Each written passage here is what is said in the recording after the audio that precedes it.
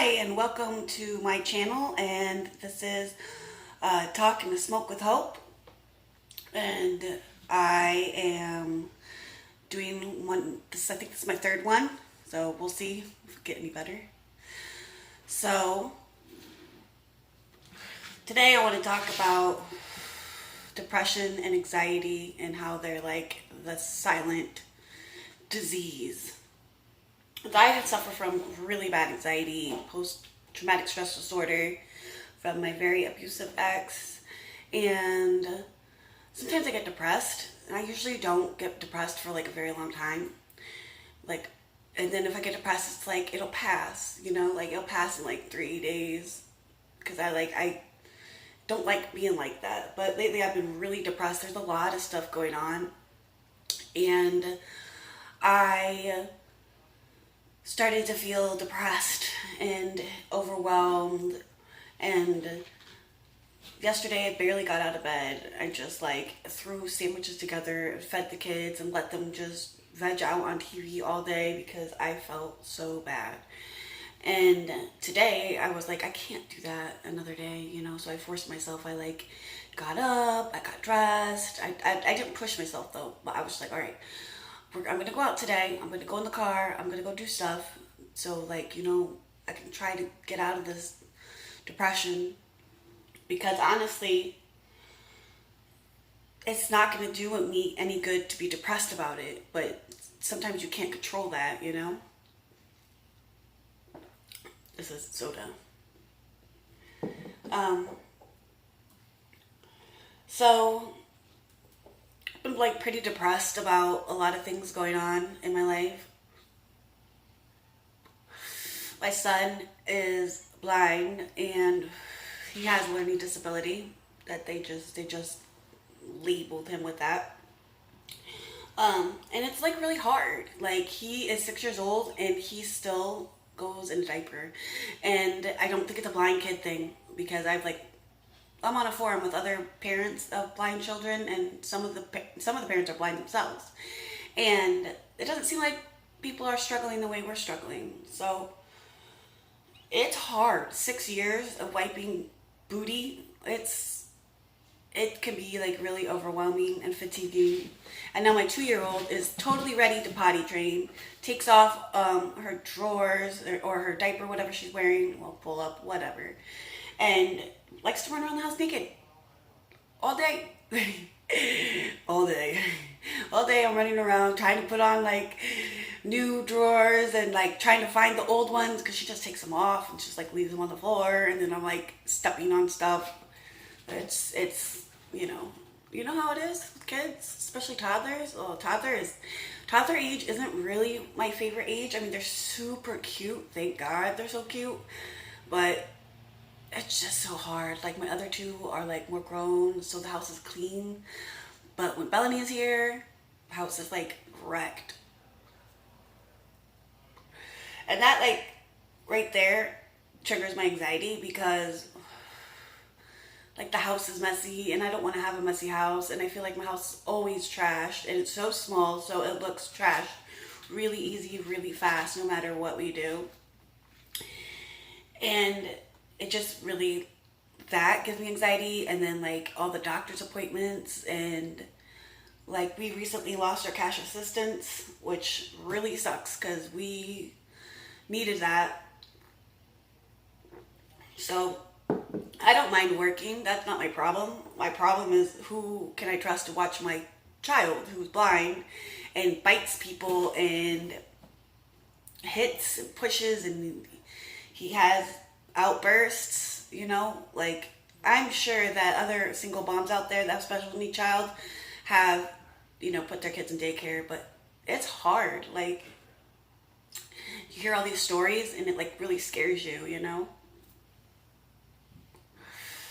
So I don't know what I'm going to do, honestly. I got to apply for another program and see what happens. And hopefully I get a job, because that'll be more money. But it's just hard. I have that heart condition. I'm actually deaf. Some of you probably don't know that. I am severely hearing impaired. So it's always hard to get a job because I'm always like, what? That's my favorite thing to say. What? So, oh, and my hearing aids. I had hearing aids, for those of you who say, oh, why don't you get hearing aids? Somebody stole them. Yes, somebody stole my hearing aids. Some crackhead bum stole my hearing aids. They was in my jewelry box and my house got robbed. But they could have left them. Like, oh, people are so weird. I've had people try to steal Josh's cane.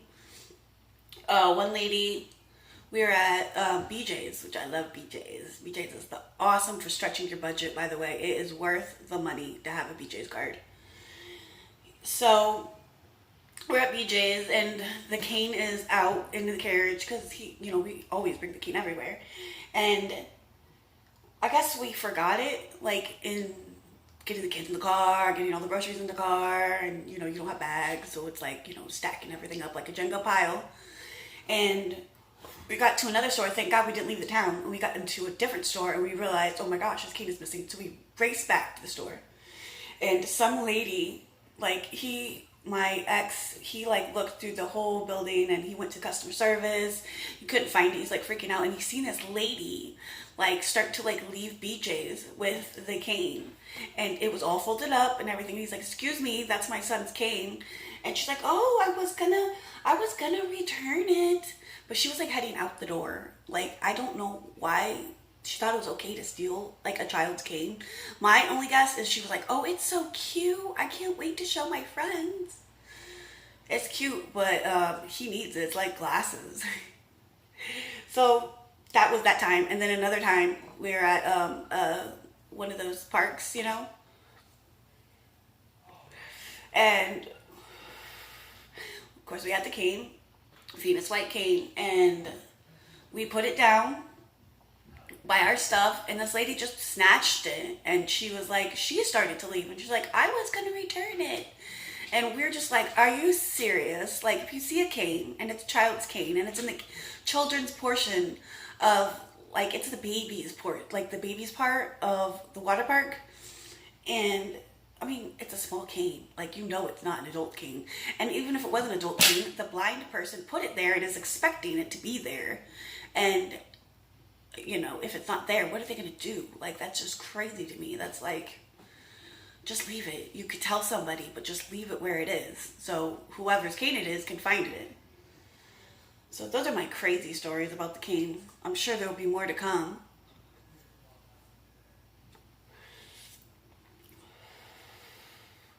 Having my little midnight. It's not midnight, but kids are sleeping. Go to bed. Get them down in an hour. And this is me time. But going back to the depression, anxiety thing, I was in such a bad place with it, because for me anxiety is physical. It's not like sometimes it's mental, but it like literally I'll start shaking, my hearing will go, like what little hearing I have will go, and I get dizzy. It's so crazy. Like, it literally physically affects me if I don't take care of myself, and I'm on medication for it because it's crazy. And my friend, she was there and she seen my eyes like go back and forth in my head. It was so nuts. I was so dizzy. I'd never want to experience that again. So I made it my mission to make my mental health a priority, because you can't go through life having the things that happen to me and not have like an issue. And I think a lot of people have gone through not similar circumstances, but just as troubling circumstances. And,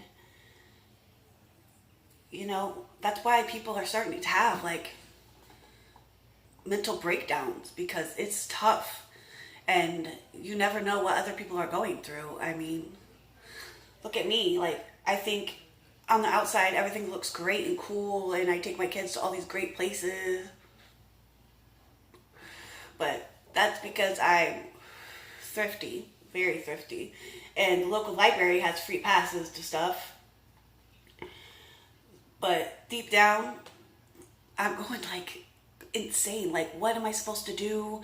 I can't cover my rent this month. You know, luckily I have my daughter's father who's going to help me, but it's like you can't just depend on that all the time. So this is what I look like when I have my pretty face on.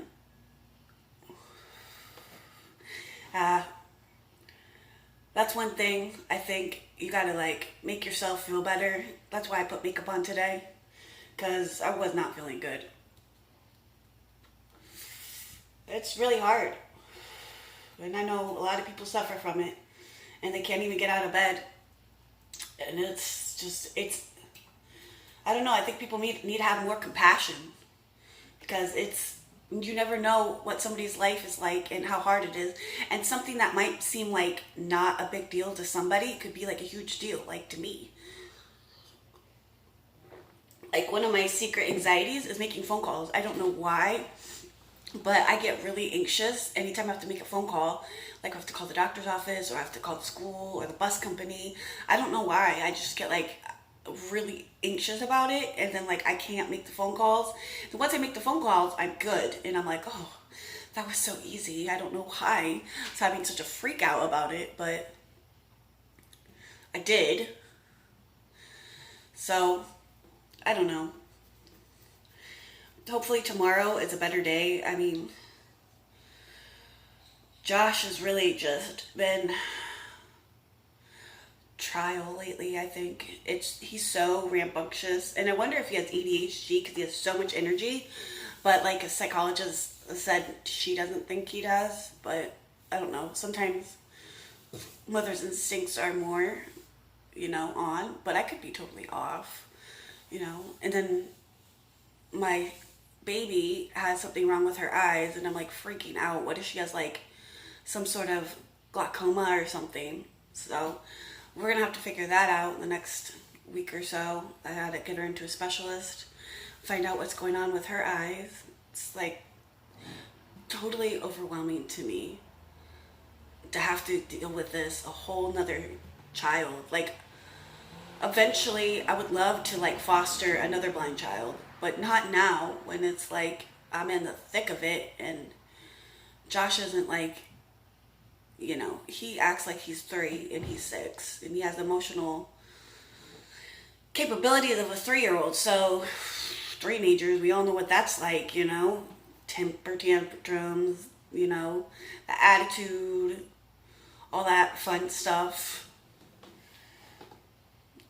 Well, I don't know. All I know is I have to keep on pushing, keep on trying, keep on fighting. I'm not going to give up. That's why I named myself Hope. Because when I had no hope, I named myself Hope. So that one day I will hopefully have some hope in my heart. And I do. And I got past that darkness. And now here I am today. And I think I've come a long way. I'm pretty proud of myself. My ex really hurt me deeply. My ex-husband. He did some really low things when we were married, and put me in a lot of situations that I didn't know any better. When I came here from California, and I was extremely secluded and not allowed to go anywhere, do anything. I went to, a Christian school, and I actually lived in a place that, I don't know if I told some of you, but I lived in a Bible college. Yes, a Bible college. They have those. It's for studying the Bible. I lived there. So you can imagine how structured that was, and how I never got to really experience anything. So when I moved here to Connecticut, it was such a shock. And how old was I? I was 18. I was 18 when we moved here, and then I met my ex-husband when I was 19. And then I got married at 20. And then I was married until I turned 31. So it's a long time to be with somebody, and it's hard, you know, trying to adjust to being single, and you have like all these plans with your spouse, and like they just decide that they no longer want to be married and they no longer want to have kids, even though we struggled to conceive for years. And I thought his cheating on me was his way of like, you know, because we couldn't have kids, but that's really wasn't the case. But yeah, he cheated on me, got pregnant twice while we were married. He didn't get pregnant, he got girls pregnant twice while we were married. And that was like really hard. Like the first time that I found out, I really struggled with it, and then I was like wanted to forgive him, and you know, maybe we could be a blended family, but my ex is not like that at all. So that didn't work out, and it was really hard. It was really hard to just like try to be at that place where you could be like, okay, you know, I'm going to take care of my husband's child that's like younger than our children. And even though he said he didn't want kids, he's over here having kids. Oh, but I'm kind of like okay now, and I'm okay like with how, not that how things went down, but I'm okay that I don't have to be in that relationship anymore, because that is a scary, sad place to be. I didn't know what to do or where to go, and I didn't think I was being abused because he didn't hit me very often, and I didn't realize it was like emotional, mental, and you know, and money wise he would be abusive, and I just didn't know any better. I just thought that's like how all relationships were, and I just thought that that's how sex was, because I was a virgin, and you know, I've only been with 2 people in my life, which I know is not a lot of bodies, right? Yeah, I really wanted to do things the right way, and I did, and it didn't work out for me. You know, you're supposed to like get married, have kids, you know, all that stuff, and it didn't work out. Which goes to show you that some things are not meant to be. Even though you think they're meant to be, they're not always meant to be. Sometimes you just have to let go of things that you really, really want. It's just not good for you. And that's what I had to do with, I mean, for me, I feel like being in an abusive relationship is like a drug, because nobody is going to love you the way an abusive person loves you, because they are like up your ass. And when it's good, it is the most amazing relationship in the world. And when it's bad, it's the most toxic, hurtful, harmful relationship you could ever have. So it's hard to let go of that, the beauty, because you see, like, you see them and you think, oh, they could be like this person, they could be this great, awesome person if they just, you know, they just changed a little bit. And then at first, you know, they change. It's called the honeymoon phase, and then before you know it, you're getting knocked around again. And that's not okay. It's not okay to ever get hit. It's not okay, even if you don't get hit, it's still not okay to be in an abusive relationship. And I think that we need to be more open about our discussions about abusive relationships, because so many people think it's only hitting and not like other things. And that, you know, that's not a real reason that you should stop being married. No, it is a perfectly good reason to stop being married. Nobody deserves to get hit, and nobody deserves to wonder if their kids are going to get hit.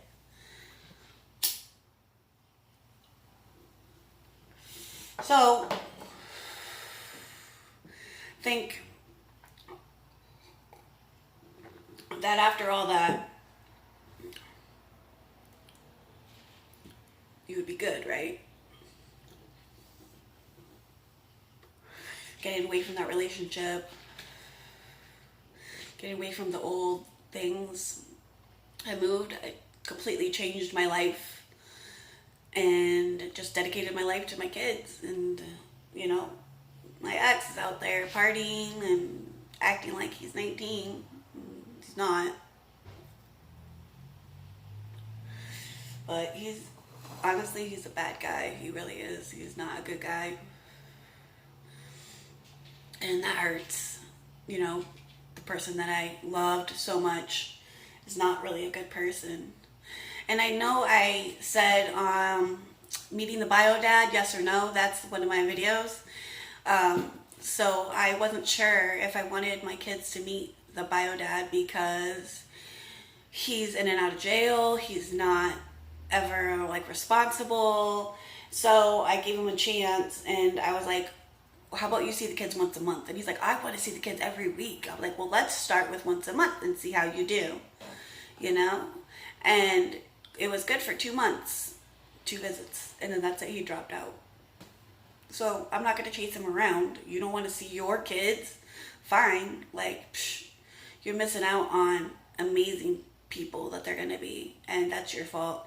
But I allowed it because he's in and out of jail, and he also has a serious heart condition, and his father died really young, like at 55. His grandmother died very young, like around 40 something. So he's already had multiple heart attacks. He had his first one at like 21. No. He was like 23 or 24, maybe 25, like around early 20s. And after that, he really changed because, I don't know, he had that like last glimpse of life. Even though he had a heart attack and never even knew that he had a heart attack. He just didn't feel good, and we went to the doctors and they're like, oh my gosh, you had a heart attack. You gotta go to the hospital right now. And so knowing all that stuff and everything, I just felt like it was the right thing to let them meet him, because if he passes or if he never gets out, you know, they have some sort of memory of him. I think that's like important, even though people think that I'm crazy, which I probably am. Crazy for allowing him to see them. But it wasn't about him. It was about them. And, you know, he was in a good place. He wasn't doing a lot of drugs. And, you know, I felt like the good outweighed the bad in that situation. But they don't talk about him or anything. So, I mean, I think it's just one of those things. Oh, yeah, I met my bio dad. I was a kid. I don't know. Try to do the right thing. It's really hard. It's really hard to do the right thing and be like the better person, you know? Try to be the better person. I try to be that way with both the kids' fathers, you know. Let them see him as much as they can or want or whatever. I don't believe in hurting the kids, you know, to get back, whatever. That's horrible. So I'm feeling a lot better now that I pushed myself today. And hopefully tomorrow is a good day. And that's the great thing about tomorrow's is a whole new beautiful day waiting to be explored. So enjoy that beauty, and I will see you guys on the flip side.